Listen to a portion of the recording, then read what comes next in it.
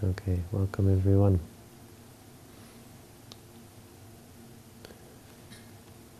to our International Forest Monastery.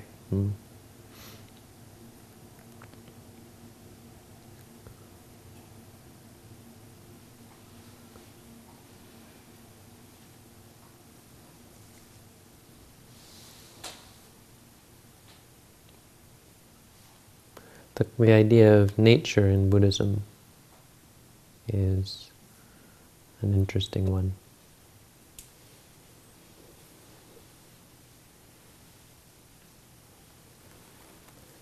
It kind of goes without needing any explanation that we have a monastery in the forest. In fact, a Buddhist monastery in the city would, for many people, seem kind of strange.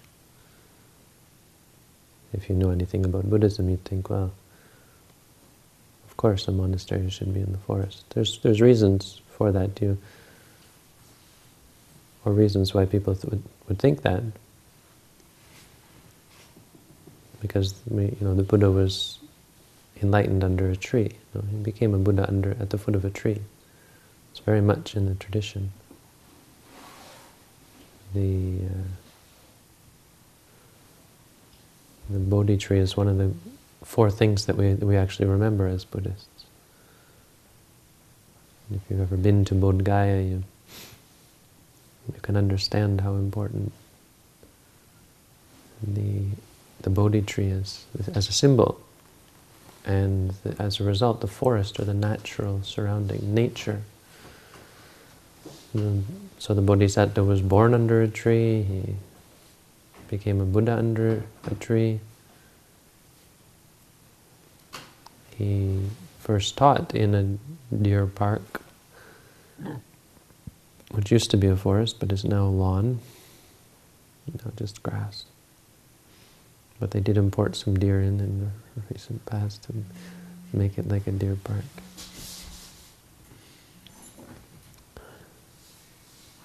And he passed away between 2 trees.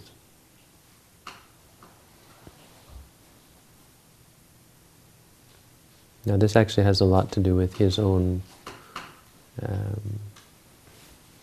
I guess it has a lot to do with the nature of a Buddha, really, because all Buddhas are supposed to have become enlightened under a tree. So there is something very important there in the tradition, that something intrinsically natural about Buddhism, or intrinsically tied to nature.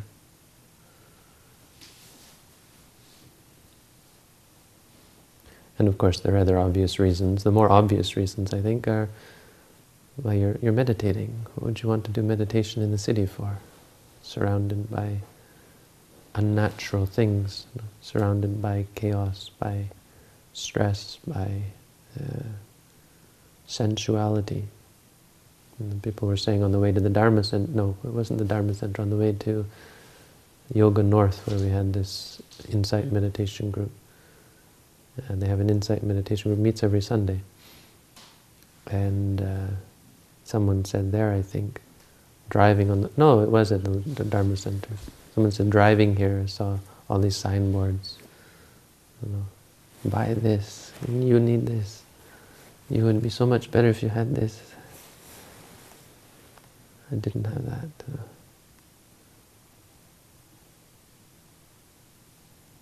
This is the city. So we say, well, this sort of unnatural setting is not good for meditation. Why? Because it distracts the mind, it overwhelms the mind. But there's some objection to that, because you think, well, aren't we trying to understand reality? And isn't all of this very much a part of reality, except especially our reality as city dwellers? So city dwellers would object to this. And there's something to all of that, and it points to how important this concept of nature is. How do we approach this? There's many angles from which we can look at the idea of nature.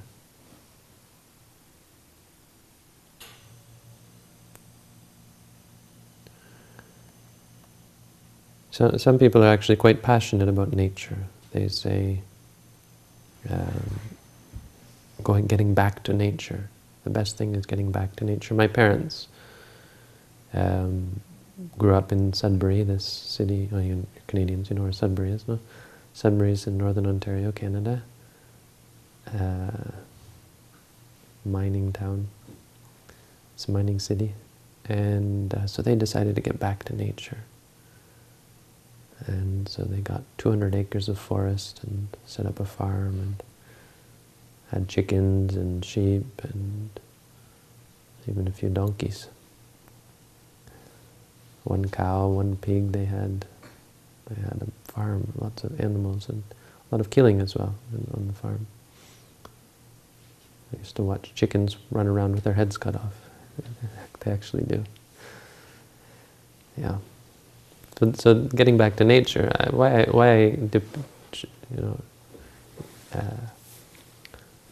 describe this sort of graphic scene is because it is part of the problem here that we don't grasp. Is that getting back to nature actually isn't as wholesome or pure or wonderful as we make it out to be. A lot of people, especially in Canada, I think, are enamored by the First Nations people in their lives because they're very natural and very pure.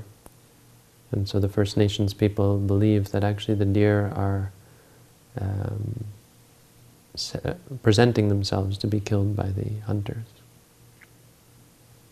And it's interesting how deer actually act because they do come towards you.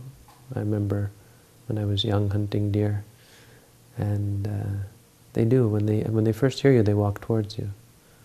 Then as soon as they figure out what you are, they run. No, they're not really keen on it. But they're not really looking to die. They're just naturally curious animals. And probably before humans decided to hunt them, they were fairly friendly animals as well. So many people are critical in this way and say humans have perverted nature, or humans have disturbed nature. And certainly there's something to that. Human greed is a very powerful thing. The human mind is a very powerful thing. We're capable of so much more than ordinary animals. It's not that the monkeys don't want to rape and pillage the forest. It's just that they're not able to. I don't think the monkeys are sitting there thinking, well, we better save some of this fruit for later. They're just incapable of harvesting it all. They're not smart enough. We had monkeys in the monastery in Sri Lanka, and they certainly weren't any more moral than the humans. Far less, actually, stealing and killing, hurting each other. They're really vicious little animals. The one group of animals, one group of monkeys. It's different kinds. But they fit well in their environment. The problem with humans is that we're somewhat, we don't really fit with our environment. We're too powerful for it. We have the power to do great damage to our environment. So we've gotten to the point where we're no longer being contained by our environment. But we don't have the capabilities to, we're not made to reflect. Our background is in the forest, and where it was easy to fit in. But now we have these machines and so on. We aren't capable as a species of considering this carefully and being good stewards of nature. Some people say that human greed and so on is we're destroying our own environment, which I think is true, and it's a valid criticism.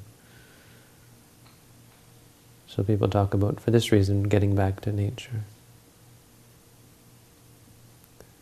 But I think the point is that it's simplistic and kind of naive to think that that's the answer. It is maybe a good first step, you might say, or it's a step in the right direction, because it's much simpler living in the forest, much more peaceful and so on, theoretically. But on the other hand, if you look at what we've accomplished by leaving the forest, what we've left behind, some of the negative things that we've left behind by leaving the forest, or by leaving nature and caves and so on. We left behind this kill or be killed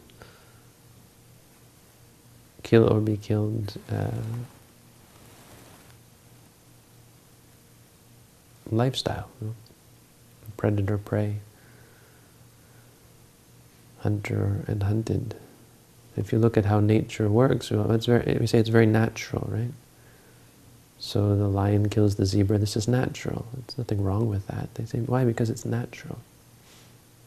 But this is kind of where we take issue in saying, well, what is the difference between a human viciously, ripping the throat out of another human, and the lion doing it to the zebra? We take issue with this idea that somehow, just because it's quote-unquote natural, it means something. What is the difference between humans viciously murdering each other and the lions? Well, same species, you might say, but it's violence either way. You might say that the lion's more justified because he needs to eat, and so on. And they say, well, for that reason it's proper. But this idea of proper, you see how it's a very religious idea. It's the idea that somehow there's a rhyme or reason to this. There's either two trains of thought. One, that it's just the way things are. There's nothing wrong or right. It just arose out of inorganic material. No, this is the evolutionary natural selection model. Or then creationism, where you say, well, it's God's will. God wanted it to be like this, somehow, or even that's debatable.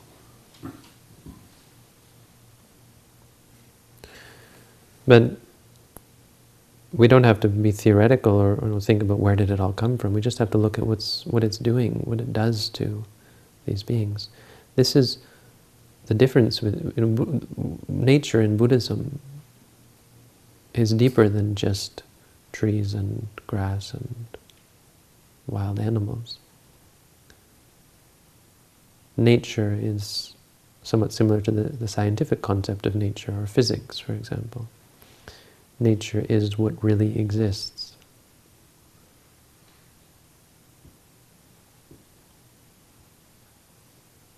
Nature is the building blocks of reality. But more important, and what separates Buddhism from science, is that Buddhism talks about, Buddhism still carries over this idea of something being natural and something being unnatural. Whereas physics would probably say, well, it's all natural, right? Plastic is just as natural as leaves and grass. It's all part of reality. But Buddhism does carry over this concept that certain things are more natural, and that's what it has to do with coming to the forest. Why do we come to the forest? Because it helps you become more natural. Just by being in the forest, you become more peaceful. Your mind quiets down. You have less stress. You have less concern. You have less self-consciousness,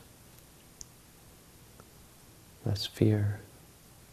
Some people might have more fear in the forest, but there's less complication, less chaos in the forest.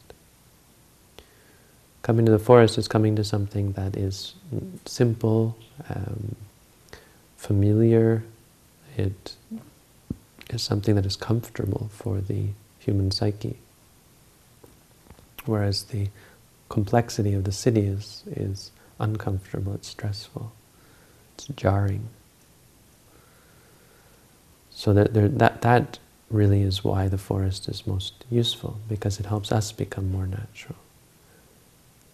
And so while Buddhism sets up a framework of reality, what really exists, what really is nature, what is ultimate reality, it doesn't equate all states. This is why Buddhism has this focus on the Four Noble Truths of suffering. The Buddha said, there's a lot of truths out there I don't teach. He said, the things I know and the things I teach, the things I know are far greater than the things I teach. And why is that? Because they're useless. They're not a benefit. He taught things with a purpose and discriminated between states. States that lead to suffering and states that lead to peace or happiness. So if we get back to this tiger and the zebra or the hunter and the hunted, from Buddha's point of view, we could say that we're dealing with very unnatural states. States that are perverse. Even in this most natural setting of the hunter and the hunted. Because it's a illusion. It's wrong to say that that's somehow natural, the lion and the zebra. It's formed. Lions and zebras didn't always exist. It's a habit. I was listening to this talk, this guy said, there may be no fixed laws in the universe. Even gravity may just be a habit. Which to me makes sense. The idea that something is fixed in a law is, well, what he said is very human. Nature doesn't have laws. The animals don't have laws. Animals have habits. But only human beings have laws. So it's not something that you find in the universe around us. You find habits. It's a very interesting thing to say. It resonates somehow. It's wrong, there's no reason for us to think that any one situation is more natural than another. I remember George Carlin, he said, well, maybe that's the only reason humans were here, is to bring plastic to the earth. Maybe that's that's the plan. That the only reason that the earth gave rise to humans is because it wanted plastic. So when we're gone, there'll be the earth plus plastic. The earth isn't going to care or be upset. It's just a good point. In some sense, there's nothing more natural about, or less natural about plastic. But why it jars with us is telling, because it is a product of greed. We wouldn't need all of these complex, non-biodegradable compounds if we didn't have so much greed in this world. We would need a lot less anyway. We would find ourselves more natural, more organic, living simpler lives. This story of this anagami. He was an anagami, and I think his mother was very sick. His name was Gatikara is his name. And he made pots. Okay, so what's he going to do? He can't become a monk. He has to take care of his mother. And so he decides to go and make pots. How does he make pots? He goes down to the river, I think, and gathers up earth that has fallen, so he doesn't have to dig in the earth and upset the beings living in the earth. And maybe he takes from old termite, that the rats are digging up. I can't remember. He takes earth somehow and he finds like fallen dead wood and so on, and he makes pots and burns them, fires them.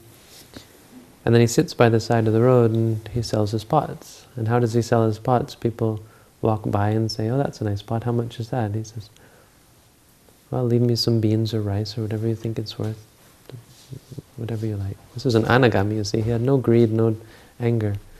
He couldn't bargain with them. He didn't have nothing in his mind that would worry or be attached to results. He wasn't quite an arahant, but he had gotten rid of the 5 fetters, so no wrong view of self, no doubt about the path, and no attachment to rites and rituals, no aversion and no sensual desire. So he still had the other 5, which are bhavaraga,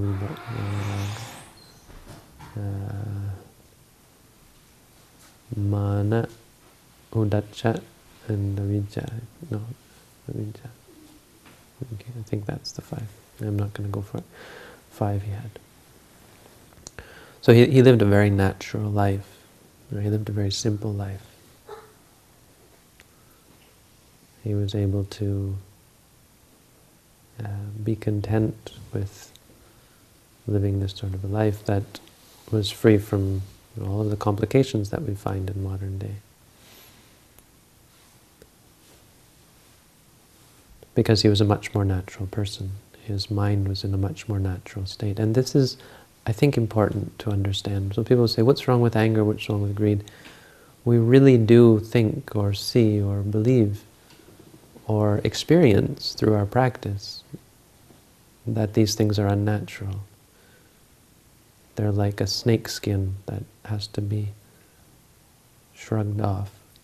They're something that is artificial.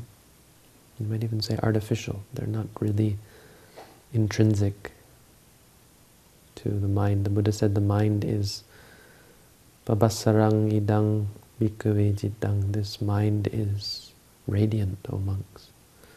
But it becomes defiled by visiting or intermittent defilements, defilements that visit upon it. And you really feel that. You feel, first of all, the very coarse defilements. You feel that they must go, that they're causing stress, they're causing suffering. And then as you get rid of them, you see that there's deeper and more subtle defilements, where before you would have thought they're fine. So normally we think a lot of our desires are not really causing us suffering. But eventually your mind becomes more refined until you see that even those things you were clinging to are much coarser than giving them up, than the alternative. And so slowly and slowly you give them up. This is what is the meaning, or our understanding in Buddhism of nature, of what is natural. And why, well, it's a way of putting some kind of, or getting some kind of understanding about what we see around us, all of the complexity of the world around us. Why is it so complex? Why is there war? Why is there conflict? Why is there religious bigotry and dogmatism and so on? Why is there violence in the world?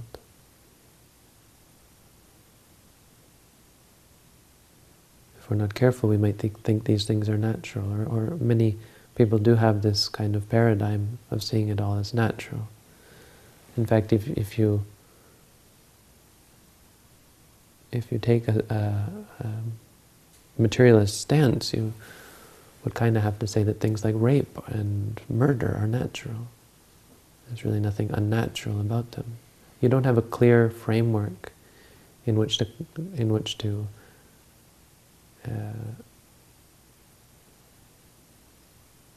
explain morality.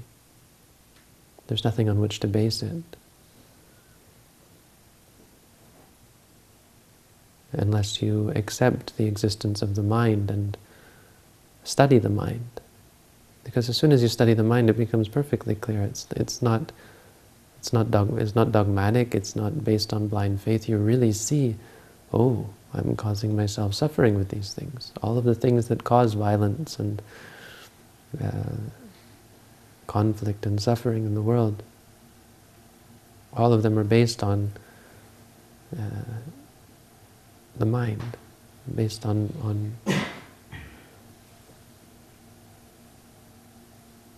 our addictive mind states, our partial mind states, our intolerant mind states, and ultimately on our deluded mind states. And so the practice of meditation feels very much like a getting back to nature. It feels very much like the more you practice, as you see things as they are, you become more natural. You feel more natural. You feel more in tune with nature. The Buddha said it's very difficult to enjoy being in the forest, which is remarkable, considering how close we are to the forest. And yet it's true, we don't mind being in here in this insulated house, but well, the forests of Canada would kill any of us, I think, if we didn't have some kind of protection. But even the forests of Thailand or Sri Lanka are very difficult to enjoy. Many people, just to be in the forest alone is a fearsome thing. Even for the Bodhisattva, when he was not yet a Buddha, he said, when he was in the forest alone, it was frightening. We have fear of the dark. A lot of our fear, incidentally, has a lot to do with our conditioning. From Buddhist point of view, this is quite likely because of our memories of being, the zebra. These are unnatural states, unnatural fears cultivated. I mean, look at how our fear works in this life. You experience something traumatic and you're afraid of it, you're afraid of things for the rest of your life. This is unnatural. It's something that is acquired. It's not intrinsic. It doesn't have to be there. This is the mistake we make of thinking that these things are natural. I was having an argument with someone that they were saying that it's impossible to get rid of desire. It's impossible to be free from desire. This is what people believe. And this person was a theist, and I think it was probably kind of an attack on her beliefs that, what if you could get rid of desire? And, what if you could get rid of defilements? It would kind of undermine a lot of their need to surrender yourself to something external. Need to rely on something external, right? If you could solve all your problems yourself, what good would religion be, right? Who would need to go to see a priest? Who would need to pray to God? Who would fund the churches? I think it kind of felt like a part of the reason why she was arguing, not because it was somehow useful to say that. But many people are of this opinion, even not for those sorts of reasons, thinking that you can't get rid of a desire. By desire, I'm talking about addiction. It's hard to see. Many people say, well, desire is good, as we were talking about. I don't want to stop desiring ice cream. I don't want to stop desiring friendship or companionship or so on. But all of these things in due time. The imminent question is how we deal with our addictions, how we deal with our phobias, how we deal with our stresses, how do we deal with our depression. How do we deal with anger management, hatred, self-hatred? How do we deal with these things? And if our answer is, well, they're part of nature, they're just who you are, right? It's how God made you, or it's how your genes made you, or so on. It's how your brain is wired. You see how dangerous all these views are. The Buddha was very critical of these sorts of views, and we see them even today. He would certainly put the evolutionary idea in the same category as dangerous. The first thing is whether it's true or not. Even if it were true, you would very much want people not to believe it. Because as soon as they believe that these things are natural, well, then rape is natural, torture is, ripping people's throats out, that's natural. Lions do it, or it's just part of my nature. I was genetically born that way. I was involved in a documentary. It just happened, they were looking for monks. They thought it'd be a good idea to get monks involved. It's on the warrior gene. It's actually on the internet now. And there's indeed a short sequence with me in it. National Geographic. And the warrior gene. They wanted to find, so they had us all do these DNA tests. DNA, what do they call those? Gene mapping, I don't know. They go and they take a swab of your cheek, and then they figure out your DNA, whether you have this gene. And indeed, I had the gene. I have the gene. I have the warrior gene. And it was funny because they put us through this really ridiculous test where you have, I mean, I don't know if the other guys did, but I saw right through it right away. They obviously wasn't real. They were trying to test and see if we'd get angry. And this guy somehow, something to do with you earning money through this quiz, and then having the money taken away from you by this other guy, and so you get angry. You're supposed to torture him. It was really kind of silly and pathetic. I was disappointed that they didn't use something more sophisticated.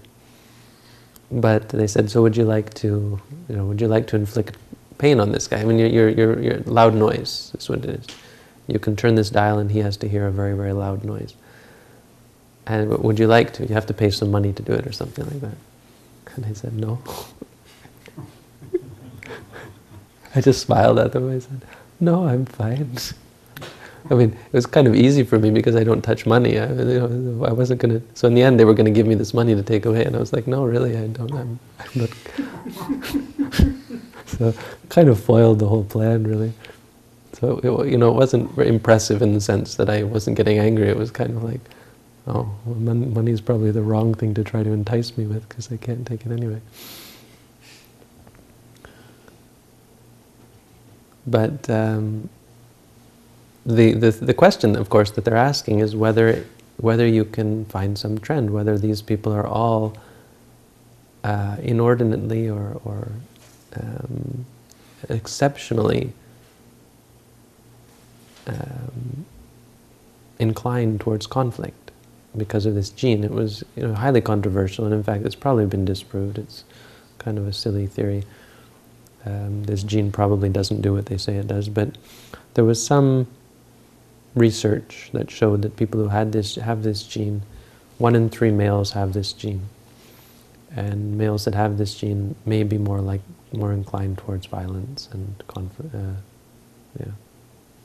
violence. But they admitted over the phone to me afterwards that it has a lot to do with your environment, so maybe it can be one of the factors. But it has a lot to do with your growing up and so on. So this is an example of this dangerous kind of thinking that you can somehow predict or describe a person based on their genes, which of course you can't, and is it's an interesting exercise to see from a Buddhist point of view, to see what you're coming into the world with, right? Where your karma has taken you. It's kind of like reading your horoscope kind of thing, no? What day were you born on? Well, this is much more sophisticated. What do your genes say? Reading your tea leaves, right? Reading your genes, it's very similar. It's more reliable. Reading your genes is more reliable, for sure. But it doesn't define who you are, and it doesn't define your nature. It defines the habits that you're currently in. Even the physical body is just a habit. Doesn't define who you are. According to Buddhism, obviously there's many people in the world who take issue with that. But this is not something that you would want to believe in, even if it were true. It would be very dangerous, and that's why you see, certainly that's why you see many materialists, secular materialists, can be very hard and unfriendly people, coarse people. There's no question that from a meditator's perspective, these people are not nice to be around. They're into alcohol, they're into sensuality and just coarseness, food, everything. Because that's all it is to them, it's all just physical. And it can all be described by genes and well, they're not quite so dogmatic, but certainly there's always been this denial that you can somehow change your behavior, change your ways, change your mind. Except that now meditators are proving them wrong.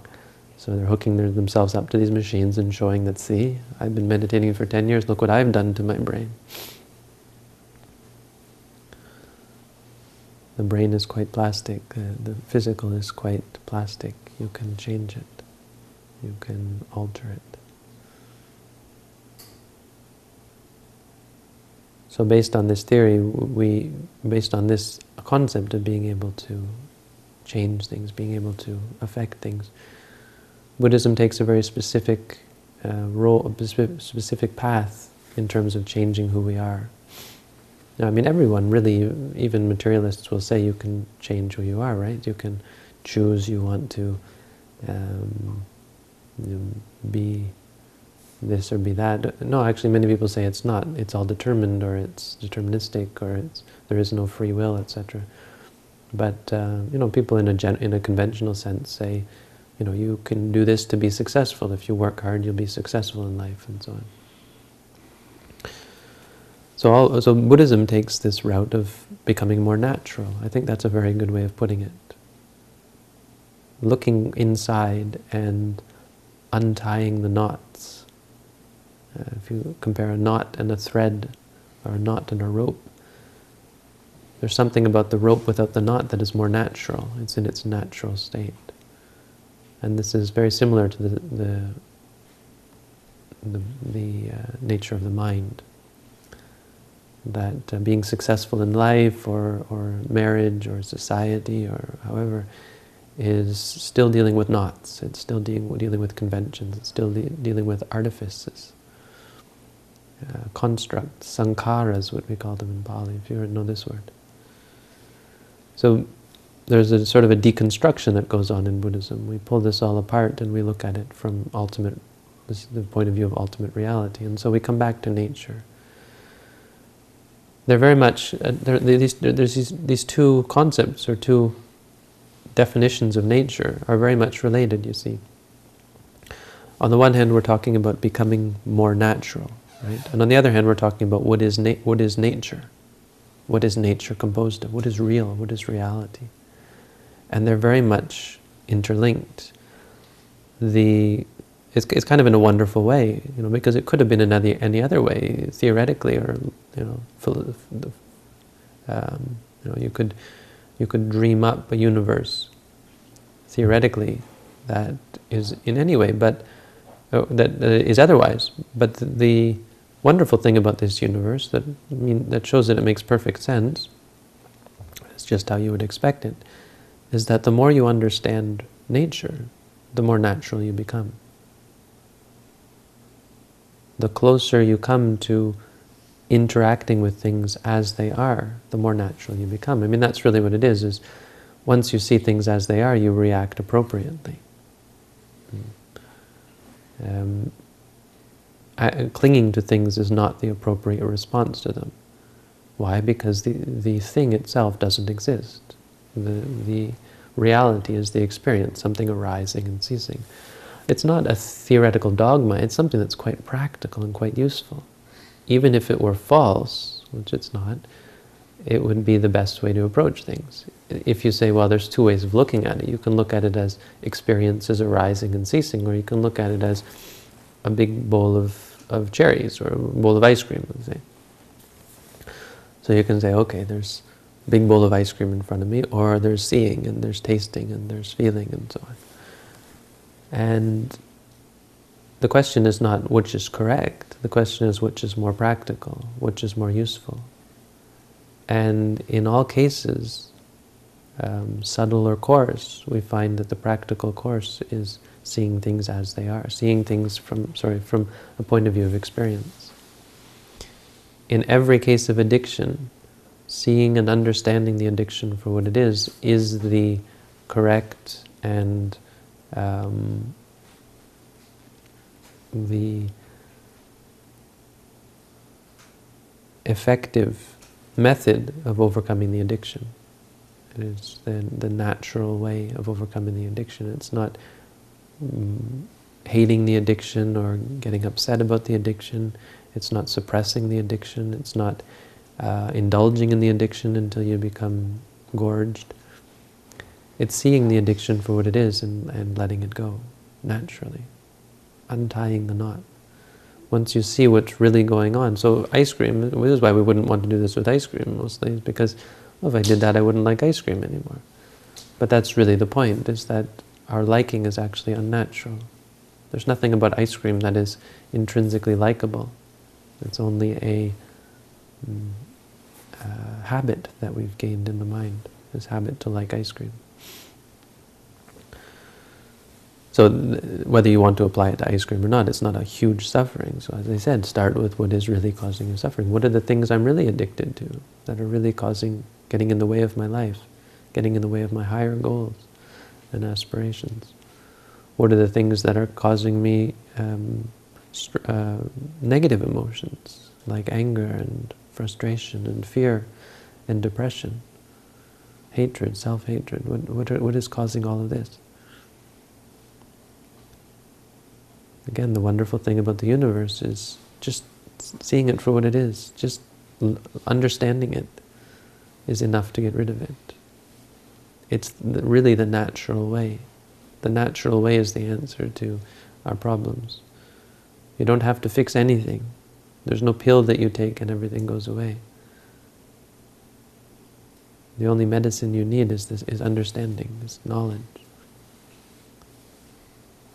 So in meditation, this often becomes an issue. Something comes up and I can't control it. What should I do? Or it's suffering, so what should I do? Well, that's the point. Get rid of this idea that you have to do something.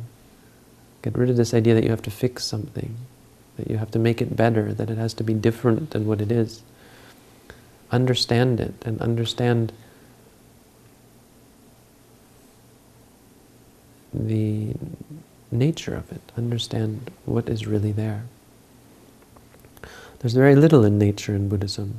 We break it down to 4 things. This is the orthodox interpretation, orthodox concept of what is ultimately real. There are 4 things: the mind, the mental concomitants, or the mental qualities. It's probably the easiest way to understand it. The body, or the physical world, and nibbana, or nirvana. There's only 4 things. Kind of arbitrary sounding, no? But actually, this isn't something that they just pulled out of a hat. This is very much based on intensive and extended investigation. All of our experience is based on the mind. You can't even talk about the physical realm without the mind. This is what we try to say that quantum physics showed, but the quantum physicists are very adamant, many of them, that it's not true. But it sounds very much like it's true. As soon as you look at something, you change it, right? And so the orthodox quantum physicists were quite clear about this. You can't talk about the world out there unless it's in the context of an observation. Quite a profound discovery. So the first thing that is real is consciousness, is something like the mind, but not really the mind, just awareness. In every experience, in every event, there is consciousness. Without consciousness, there is no event.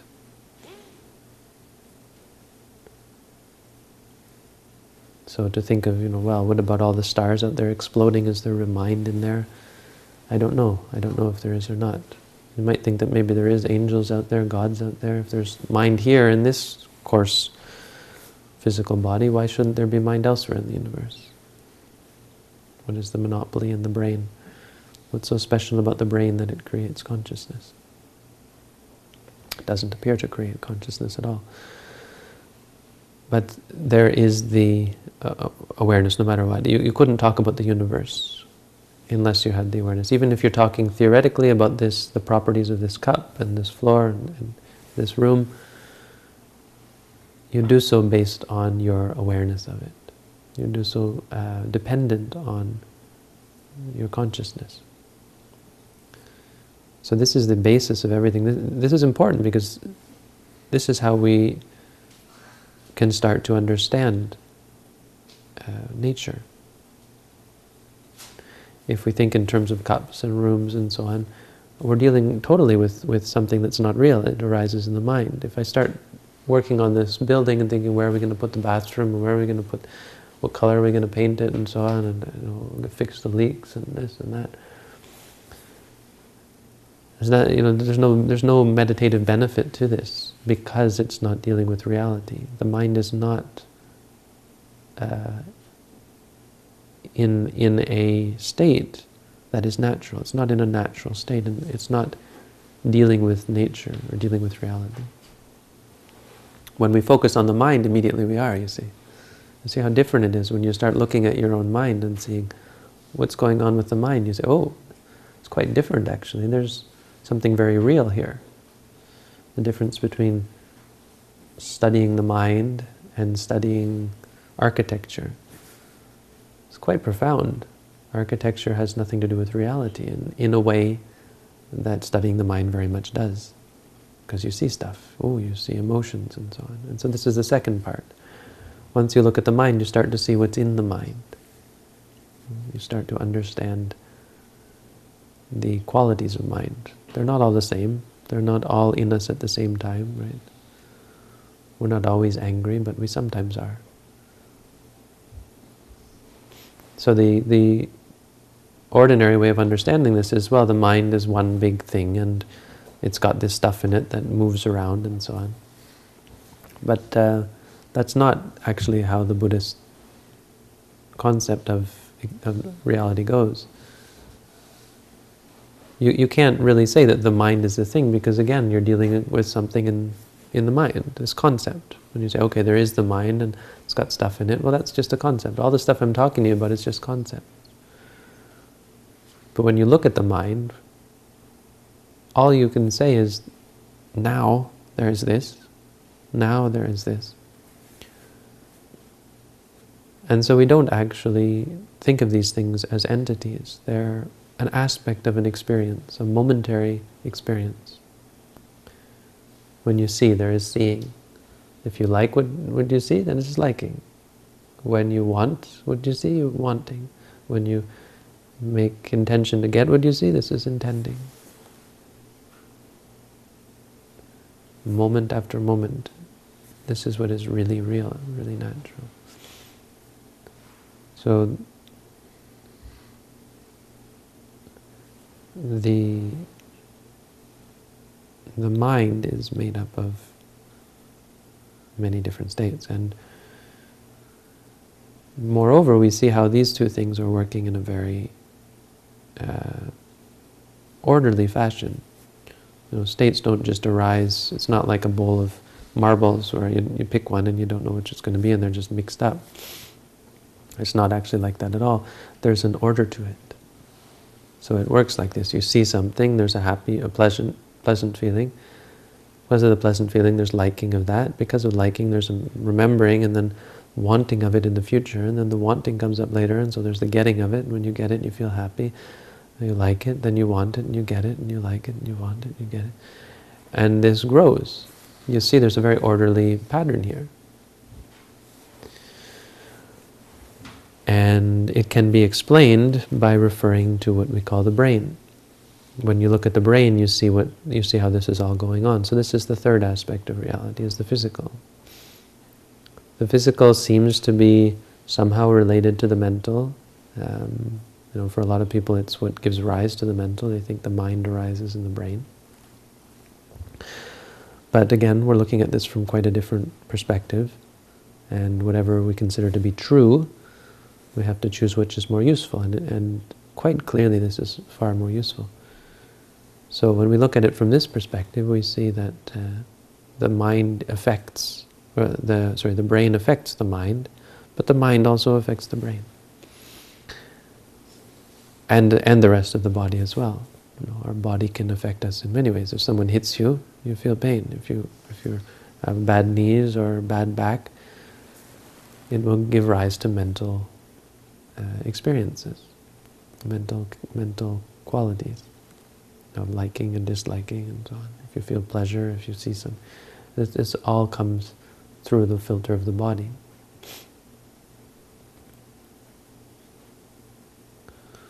So this is the third aspect of nature. Now the fourth aspect of nature is really how we tie this all into getting back to nature, the ethical nature of existence. How we're not just dealing with realities, but we're actually trying to accomplish something. So when I talked about a knot and the rope, this is a very good analogy. The knot is like samsara, and the rope is like nibbana. If you look at the rope, it's like there was never a knot there. But when you tie the knot, it seems like something you've created something. But this is in fact how this process works. These three things, the mind, the mental concomitants, and the body, are just basically the mind and the body. Watching how these work together. Once as you understand and as you untie the knots, your emotions, you see things as they are, and you catch yourself. Instead of creating this loop, you redirect the mind. So you go from one to the other, and then back and back in a circle. When you get to the link, so you see something, normally you say seeing and then liking, right? When you see something, then you like what you see, or you dislike what you see. So you say, this is good or this is bad. We bring it back and we say, this is this. Seeing is just seeing. When we say to ourselves, seeing, when you see something, when you're sitting in meditation and a bright light comes, normally the reaction is to say, oh, this is interesting, this is nice. It feels pleasurable and you like it. And so every time you meditate, you're looking for this light. We say, this is seeing. And so we stop this loop. This is a step in breaking the chain, breaking this feedback loop. It's not just chemicals in the brain, there is very much a mental aspect to it. When you see something, if you say to yourself, seeing, you have no reason to like it, it's just seeing. If someone yells at you and you say hearing, you have no reason to be upset, and you aren't upset. When you have to come up in front of a group of people and give a talk and you're nervous and so on, you say worried, nervous, or tense, or so on. You have no reason to be tense. You're no longer in front of a group of people all in your mind. You're only seeing, you're only feeling. When you feel upset and you say upset. When you're afraid and you say afraid. You break the cycle. Instead of afraid and then getting upset about your fear and worried about it and creating more and more fear and more upset and thinking it's a problem and it becomes a bigger and bigger problem. You break this. You break it down to what's really there. And immediately you let go. This isn't theoretical. This is something a 5-year-old could do. Remember, this man told me that he just taught his 5 or his 7-year-old, 7-year-old, let's say. I think she was 7 or 8 years old, and he said, I was just amazed how easy it was for her to understand and pick up, and how much calmer it made her, and how she really got it and was able to practice it. And of course, many people can't do this. It's not that it's easy for everyone to practice. It's actually quite difficult for most people. But it has nothing to do with the nature of the practice. When it doesn't work, it clearly works very well, and it works immediately to change the habit.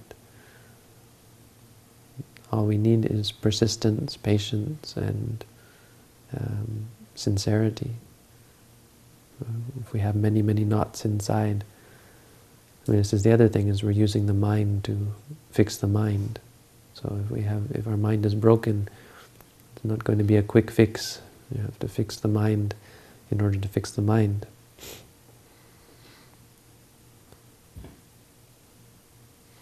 But this is the path that we're talking about in Buddhism. It's the path of coming back to nature. So I think this is really what we mean by natural and nature in Buddhism. These two aspects of becoming more natural by understanding the truth, or what is the truth of nature, what is artificial, what is real and what is unreal, what is natural and what is unnatural. Seeing that our addictions and aversions and partialities, these are all unnatural in a sense. They're what's causing us suffering. They're what's destroying the world. All of our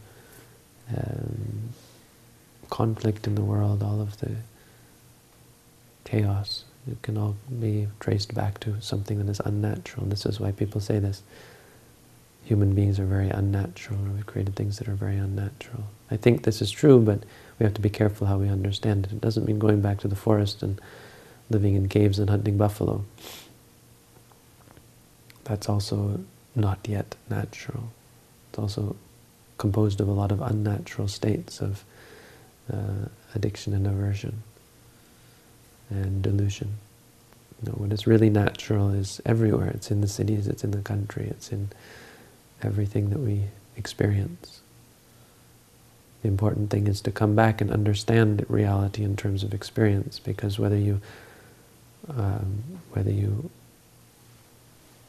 accept that it's the most real way of looking at reality, or the most true way of looking at reality, certainly the most practical. It's the only one that really works to fix the problems that we have in our minds. And this is something that we see through our practice. It's something that is clearly observable. So this is what we are working towards as Buddhists and in our meditation. This is why we're here. This is why people come out to the forest, and why people, more importantly, come out to a forest monastery, because they figure it's a good shot at gaining some understanding of nature and of bringing oneself closer to nature, closer to a natural state of being, which is, sorry, I didn't ever get to it, the fourth one, which is nibbana, which is this state of untying the knot, of getting to the most perfectly natural state, which is freedom from suffering. It's this is the Buddhist theory that the perfectly natural state, that state which is most natural, is nirvana or nibbana or freedom. When the unbinding, vana means being bound or tied up in knots. Nir means having them untied, or being unbound, being unattached to anything. This is what we aim for. This is the ultimate reality and the most natural thing in existence. This freedom that we strive for. So, for this reason, we are here, and thank you all for coming, and now we can get on with it and put this into practice to